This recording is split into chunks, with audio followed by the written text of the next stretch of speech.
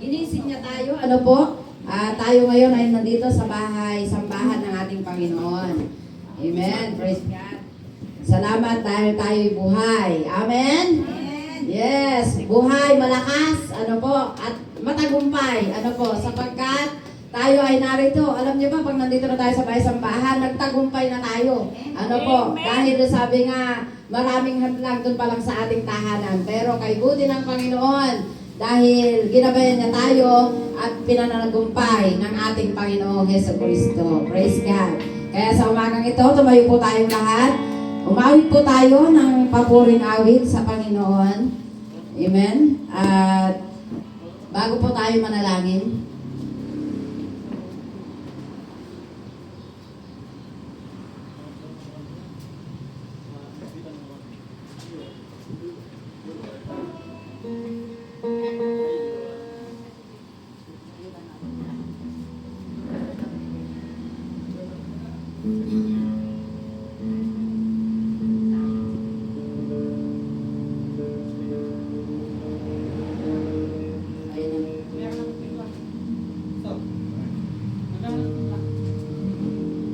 sige po, awitin po natin yung kay buti-buti mo, Panginoon.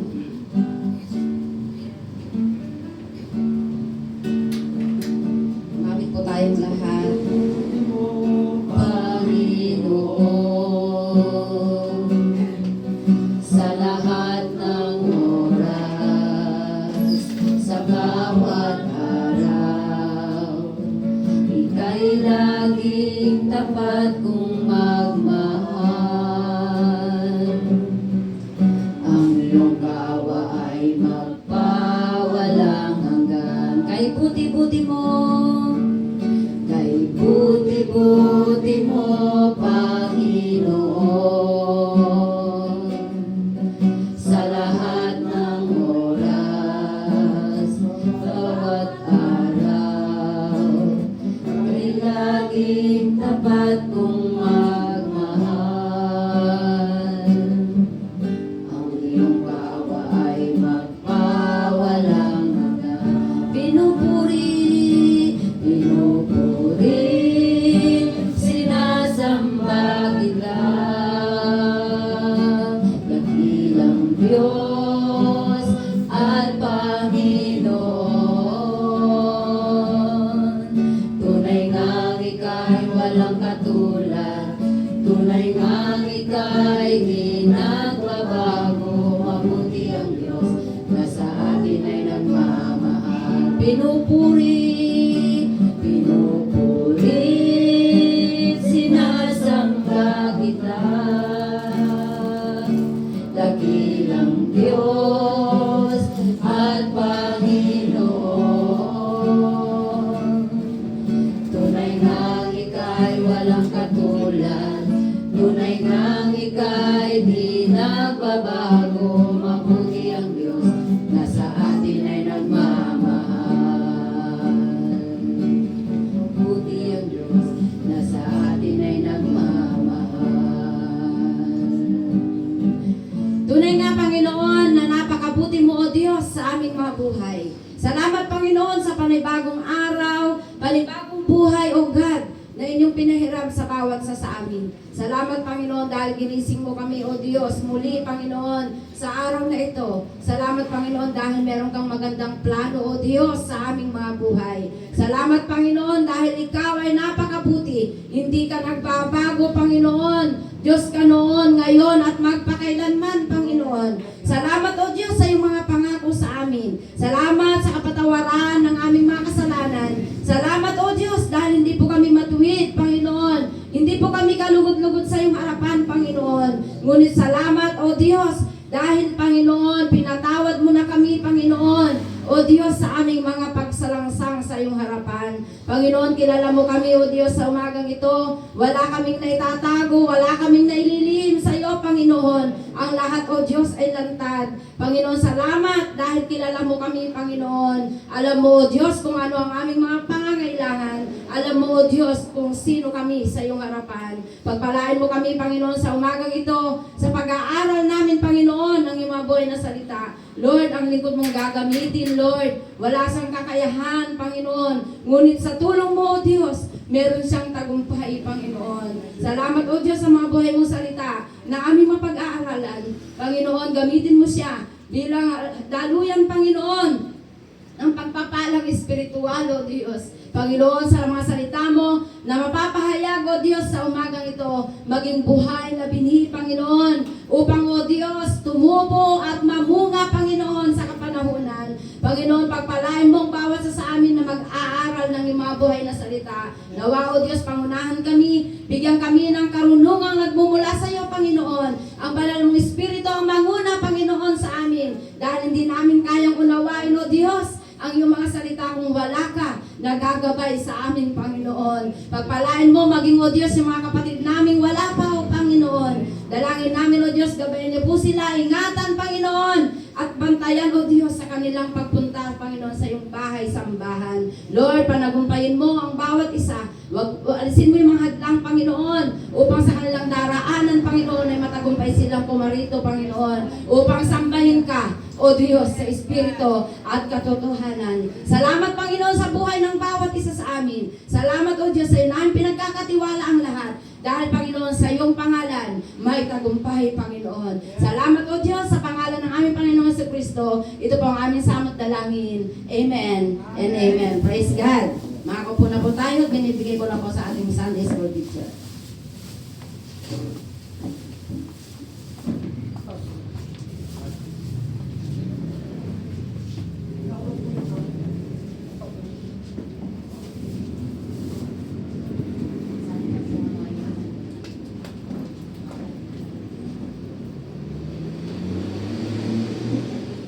Amen. Good morning po. Morning. Gana po ba ang lahat? Magsasalita ng Diyos.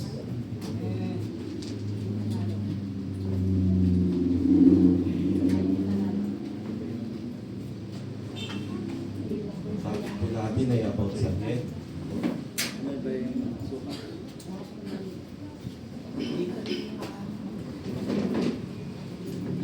Text po natin o title ng pag-aaralan ngayon ay ang daan patungo sa kapahamakan.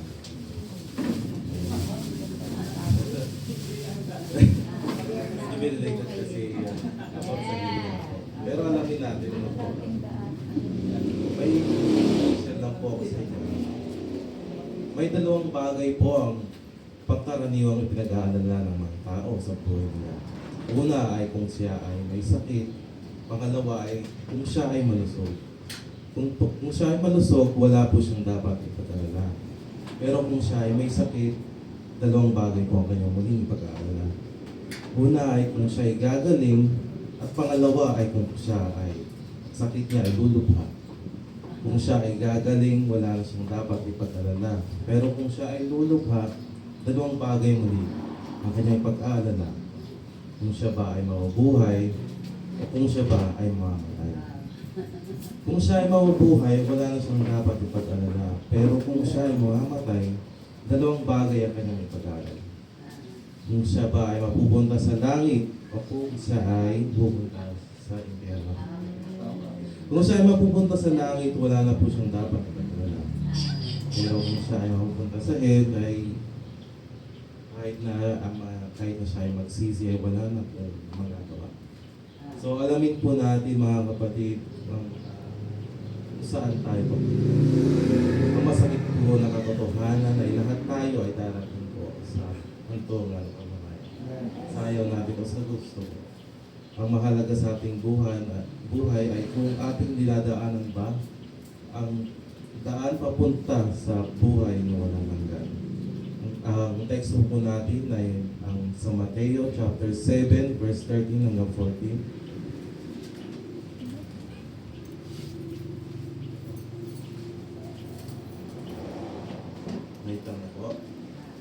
Ang makipot na pintuan. Pumasok kayo sa makipot na pintuan, sapagkat maluwang ang pintuan at malapad ang daan papuntang sa kapahamakan. Ito ang dinaraanan ng marami. Ngunit makipot ang pintuan at makitid ang daan papuntang sa buhay.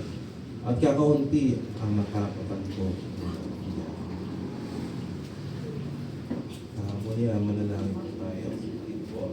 Ama namin Diyos, ibigin sa lahat, pinupuri ka namin siya. Lord God, maraming salamat sa inyo sa dita na pagbubulay-bulay ngayon at dinangin ko po na ako ay inyong hawakan at hawakan niyo po ang mga bila at pag-iisip at puso, Lord, na may ihayag ko ang inyong salita sa bawat isa. Ito po ang aming samang dinangin sa pangalan ni Jesus na aming pinagpatigas. Amen. Maganda pong pag-usapan, talakayin ang mga pagsalin. Dahil marahil po ay akala natin ay sa ganda ng buhay natin o sa ating hatol sa sarili ay mabuti tayo o kaya di naman kaya ay dahil sa tayo ay Kristiyano na ay wala tayong dapat ipag-alala o ang sa tingin natin ay sa langit ang ating punta. Pero merong sinasabi sa Kawikaan chapter 14 verse 12, may daang di na matuwid sa tingin ng tao, ngunit kamatayan ang dulo nito. Inulit pa nga ito sa Kawikaan chapter 16 verse 25. Kaya dapat natin itong malaman upang itong daan na ito ay ating maiwasan. Maiwasan ang dangan patungo sa kabawakan. Kaya ulitin natin yung teksto, sinabi ni Jesus na pumasok kayo sa makipot na pintuan. Kaya po sinabi ni Jesus na maluwang ang pintuan at malapad ang daan patungo sa kabamakan at marami ang pumaparoon doon ay dahil mas madaling piliin ito ng tao. Mas madaling piliin ng tao na ang sarili nilang pasya, sariling desisyon o sariling kagustuhan na naman ang mas nananaig. Kaya pinipili po nila ang madaling daanan o maluwang na daan. Mas madali lang sundin ang sarili kumpara sa kagustuhan ng Diyos o kahit alamin ang kagustuhan ng Diyos. At may mga tao nga po na hindi naniniwala sa konsepto ng hell. Ang dahilan nila ay mapagmahal ang Diyos at maawain bakit daw niya pahihirapan ng mga tao na walang hanggan. Tama po na mapagmahal ang Diyos. Ngunit siya din po ay tapat or just sa kanyang mga salita. Kumbaga ay hindi niya po babaliwaliin ang kanyang mga salita na kapag may pagsuway ay may karatang kaparusahan po ito. Ang iba naman ay nagsasabi na basta ikaw ay mabait, wala nang tao, ay hindi ka mapupunta sa impyerno. Sa madaling salita ay ang mga tao mapupunta lang sa impyerno ay mga sobrang masama. Baga pa sa Biblia, ganun. Sinabi po sa Romans chapter 3 verse 10, ayon sa nagsusulat, walang matuwid, wala kahit isa. Tama po ito mga kapatid dahil lahat po tayo ay makasalanan sa paningin ng Diyos. Lahat po ng tayo kung lahat ay hindi kayang sundin ng standard ng Diyos. Ngunit sa kanyang pag-ibig at sa pagiging maawain, ay nag-provide siya mismo ng daan patungo sa kaligtasan. Yun po ay si Jesus. Yun po ay sinasabi sa Mateo chapter 7:13 na pumasok tayo sa makipot na daan. Yun po, mga kapatid, lahat po tayo ay makasalanan, hindi natin kayang matupad o lahat ng utos ng Diyos. Yung nga lang po ay pagsisinungaling ay napakahirap na po. Sundin, kung minsan nga po ay nagagawa pa din natin mga malaya. Sinabi sa Romans chapter 3 verse 20, walang taong mapapawalang sala sa paningin ng Diyos sa pamamagitan ng pagsunod sa kautusan. Sapagkat ang ginagawa ng kautusan ay ang ipaalam sa tao na siya ay makasalanan o magkasala. Tama po ito dahil halimbawa po yung Ten Commandments, mahirap po itong masunod at kaya ang ibig sabihin po nito ay ipinapaalala sa atin na tayo ay nagkasala at kailangan natin ng tagapagligtas. ito po yung binigay ng Diyos, daan patungo sa buhay. Ito po ay tinatawag na daan sa ating teksto. Alamin po natin kung ano ang makikot na daan. Kasi ito po sa Mateo chapter 7, verse 13. Ang original na word ng makipot na daan sa Greek word ay stenepene. Pakisabi nga po, stenepele. Stenepele. Ayun po. Ito po yung Greek word. Ang kahulugan po nito ay limitado o restricted o kaya ay exclusive lang. Hindi ito pwedeng pasukan ng may mga dalang maraming bagahe, which means may dalang mga kasalanan o sariling kagustuhan. Isang tao lamang ang pwede makadaan dito sa bawat pagkakataon. Ito po ay nangangahulugan ng isang personal decision. Sinibili po ay sabi isang personal na desisyon, hindi dahil sa sinabi ng pastor o sino man na piliin natin si Jesus bilang daan. Ang ibig sabihin naman ng ang makitid na daan papuntang sa buhay na walang hanggan naman ay ito po ay nangangahulugan na ang buhay Kristiyano ay puno ng pagsubok at hindi laging magaling. Maaari tayong madapa o magkamali, ngunit tayo pa rin ay magpapatuloy dahil sa alam natin ito ay samahan tayo ng Diyos. Kakaunti ang nakakatagpo niyon naman, ito ang ibig sabihin naman nito ay nangangahulugan na marami na tumatanggi sa katotohanan dahil sa ito ay mahirap at masakit. At maraming tao ang ayaw sa disiplina at sa sakripisyo. Ang pagpasok po sa makipot na pintuan, kasi sabi sa teksto, ay hindi tungkol sa pagiging perfecto agad. Hindi po. Kundi tungkol sa direksyon ng puso. Ito po ay ating masisimulan sa paraan ng repentance or pagsunod.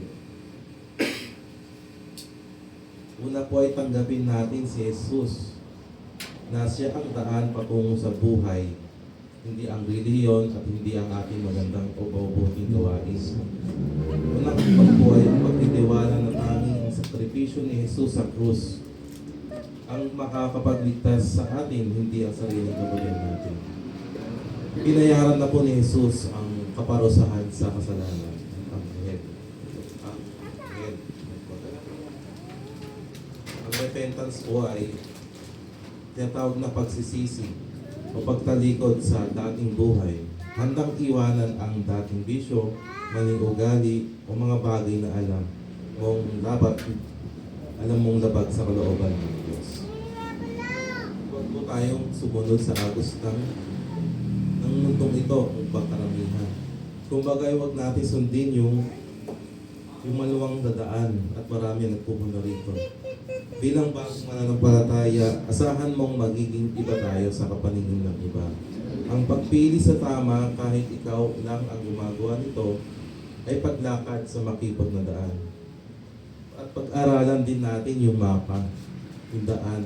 Ito yung tinutukoy natin ay yung Biblia. Hindi natin malalaman kung nasaan ang daan kung hindi natin babasahin ang gabay. Ito po ay ang sa Gospel ni John, Mateo, Lucas, Mark. Ito po natin mas makilala si Jesus. Ito po sinasabi kung sino siya, kung ano siya, kung saan siya galing. At kung paano niya nabayaran ang ating kasalanan. At higit sa lahat, gawin din nating habit ang panalangin. Humingi ng lakas sa banal na Espiritu araw-araw dahil hindi natin kayang sariling lakas ang daan na makipot. Lamang po at lagi po nating tandaan, ang pagpasok sa makipot na pintuan ay isang beses na desisyon na. Ngunit ang paglakad sa daan ay araw-araw na desisyon. Lamang po. Manalangin po tayo muli, umuwi po tayo. Manalangin Diyos, may bigin sa lahat, pinupulit na namin, pinapasalamatan. Lord God, maraming salamat dahil nag-provide ngayon ng isang daan upang kami ay makatunton o ang aming patutunguhan ay ang buhay. Salamat Lord dahil pag-guide mo ito, kahit ito ay mahirap, ngunit sa inyo ay, ito ay hindi mahirap dahil kami ay inyong sinasamahan. Lord God, alalahanin po namin na samahan niyo kami sa araw-araw at tulungan sa mga desisyon sa buhay. Ito po ang aming samang dalangin sa pangalan ni Jesus na aming tagapagligtas. Amen. Question? May tanong po kayo? Hintay po ang Question ating po, tungkol sa makibot na daan at sa panulong na daan patungo sa naiintindihan po ba natin ang ating text ngayon? Sa Mateo. Tanong? Sige po. Tanong ko, bakit maraming mga tao ang dumaraan sa maluwang na daan? Sa tingin niyo po. Tayo minsan kasi ay nandiyan din dati. Alam ko rin sila sa sarili. Mas madali kung ba may sariling desisyon. Ako nga rin po ang desisyon ko lang po basta wala kang ginagawang masama, ganun, gawin mo ang gusto mo. Yung pala ay mali kahit di na po ako nang sisimba noon. Yung pala, ang dinadaanan ko na po doon ay ano po sa tingin niyo? Bakit kayo marami? Hindi, okay lang. Juan kasi, kaya mas marami yung may gusto sa maluwang, malalapat na daan. Kasi ngayon, sabi ni Pastor kanina, gusto rin maging masaya. Pero, yung pagiging masaya na yon ay hindi pa nila alam kung ano yung talagang masaya sa buhay nila. Mas masaya ang mabuhay na kasama ang Panginoon. Yun ang hindi nila alam Yun ang hindi alam na karamihan. Kasi hindi pa talaga nila nakikilala kung ano talaga ang tunay na kabulugan, kakayahan ng Panginoon para makita natin yung tunay na kasiyahan. Pagka nasa malapad kasi talaga, alam nila may Diyos, pero hindi nila talaga alam yung tunay na kaligayahan pag nasa malapad. Pero pagka ang sinundan mo ay yung tamang daan patungo sa Panginoon, yun talaga maghihipot yun. Dahil marami tayong mga pagsubok na dinadaanan. Pero yung pagsubok na yun, yun yung nagmumold para nagbibuild para tayo maging matibay kung paano tayo makakasolve dun sa sa daan na yun, sa makipot na daan. Maraming pagsubok kaya makipot ka. Pero pagka nasa malapad ka, talagang yung mga kasiyahan, andun talaga. Hindi kasi alam na mga tao. Pero pagka ang Panginoon, ang way para tayo ay makapasok doon sa makipot na yun, talagang susundin natin. Kaya din yung iniwan niya talaga yung salita niya para tayo makapit. Pero kung hindi natin susundin at hindi tayo pagbabasa, hindi natin masusundan yung pag-ikot na yan. Through Jesus talaga, para tayo ay mabuhay ng tama. Kasi sa Panginoon yung talagang tunay na kasiyahan kagalakan. All in one ang Panginoon. Yun po, amen. Yes po. Student Pastor dati. Brother lang. Sa totoo lang, dekada na tayo ay Kristiyano. Mababasa natin sa Bible, yung punin nyo, marami rin Kristiyano bata pa, naglalaro yan sa Panginoon. Kaya nga, ang pagtuunan natin ang pansin, yung pagharian tayo ng muli, andun yung tunay na kagalakan. So, ito. May magsishare pa po ba o sa... Sabi sa Hebrew chapter 10 verse 1. Sapagkat ang kautosan na may isang kanino ng mabubuting bagay na darating, hindi ang tunay na larawan ng mga bagay kailan pa man ay di maaaring magpasakdal sa mga nagsisilapit sa pamamagitan ng mga aking na laging inihago sa Panginoon. I-ambing ko po ito dahil sa kung ang Panginoon na usap kay Moses na lang. Huwag na kay Abraham, malayo pa yun. Kay Moses kasi, tinuruan ng Diyos ang mga Israelita para maging banal sa pamamagitan ng kanyang mga utos. At sabi dito, sa English kasi ito, ang sabi dito, schoolmaster. Ang utos ng Diyos ay yung kanilang tagapagturo o kaya tinuturuan sila paano o ginagawa sila paano sila lumakan. Yun ang kautosan. Ang ibig sabihin nito, katulad ni Moses nung kinuha niya yung 2 tablets of stone, huwag kang tatanggalin lang yung panyatak sapagkat bangal ang dako.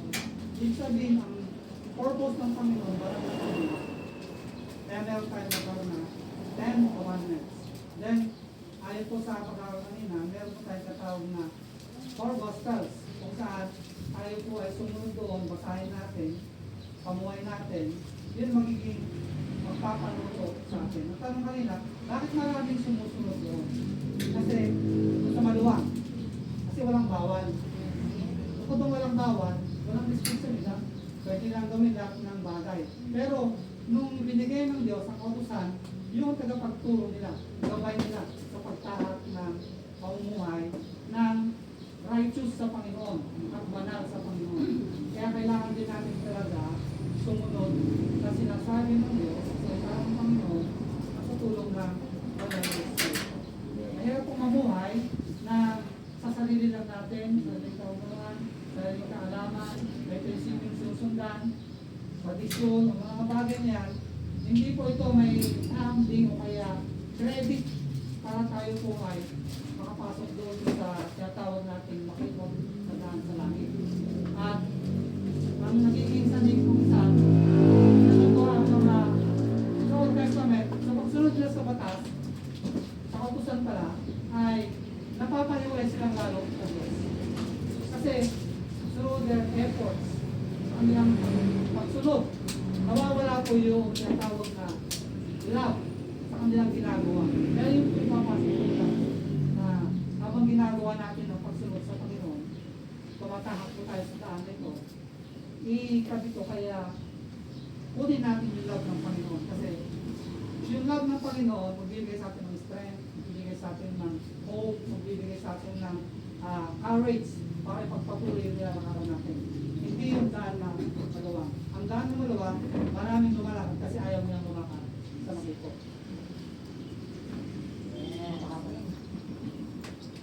Yung marami na po ba dito? Tanong po, may katanungan po kayo?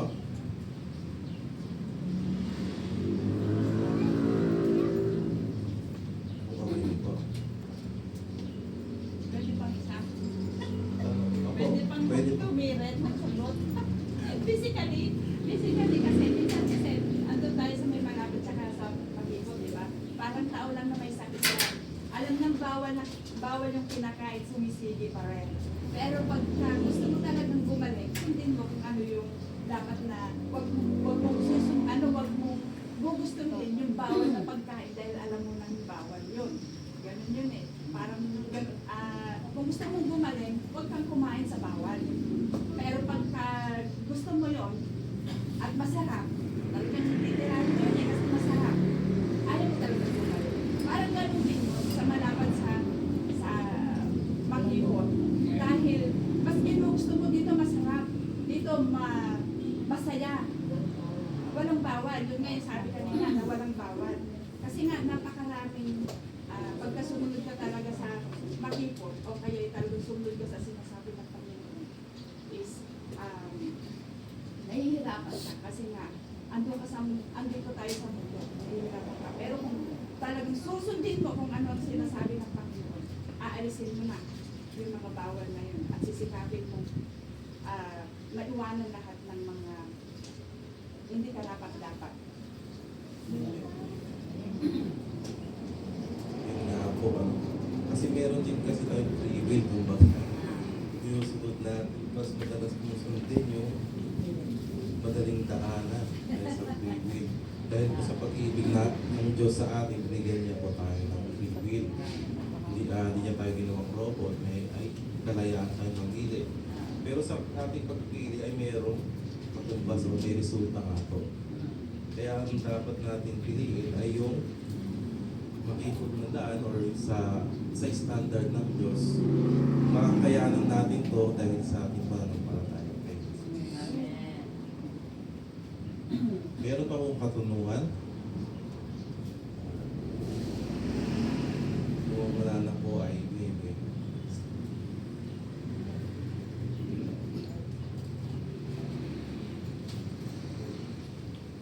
Salamat po, Brother Benning. Pwede na. Talaga, alam po ninyo, ang talento, ang kaya na ang pinagkaloob ng Panginoon, ano po, ng mga regalo niya sa atin. Kung hindi po natin gagamitin yan, itinatago lang natin. Hindi malalantad, di ba? Hindi malalantad yan. Hindi malalantad, nakatago nga eh. Ibig sabihin, masisira lang doon, kakalawangin. Katulad nung nagtago ng talento doon sa lupa, isa na nga, tinago pa niya. Pero yung marami, pinagyaman niya, pinangalakal niya, ibig sabihin, tumubo ng marami. O, di ba? Ganun din pagka ginamit natin yung binigay ng Panginoon sa atin. Kaya tayo, gamitin natin, huwag natin itago. Ano po, gamitin natin. Tingnan si Brother Benning, kasama lang namin sa prayer meeting. Ano po, pero ngayon, Sunday school teacher na siya, di po ba? Ayan, purihin ang Panginoon. Kaya itong bata na ito, song leader ito panglaki. Ayan. Alam ko rin na song leader yan, maganda boses niya, magaling pang sumayaw. Ayan, napupuri pa sa Panginoon. Ayan, purihin po ang Panginoon. Salamat sa maganda at napakayamang salita ng ating Panginoon. Ano po, tunay nga na napakasarap mag-aral ng kanyang mabuhay na salita. Amen po ba kayo doon? Yes. Amen. Dahil ang kayo, sabi nga, yun yung kayamanan nating hindi mananakaw, yung salita ng Panginoon. Amen. Higit pa sa ginto yan, sabi sa Biblia, yung salita ng Panginoon. Kaya kung wala man tayo maraming pera dito, pero mayaman naman tayo, ano po, sa salita ng Panginoon, mas mayaman pa tayo sa mundong ito. Amen. Praise God. Binibigay ko na po sa PAW team ang pagkakataon at tayo po ay mag-umpisa na sa ating divino servisyo sa umagang ito. Praise God.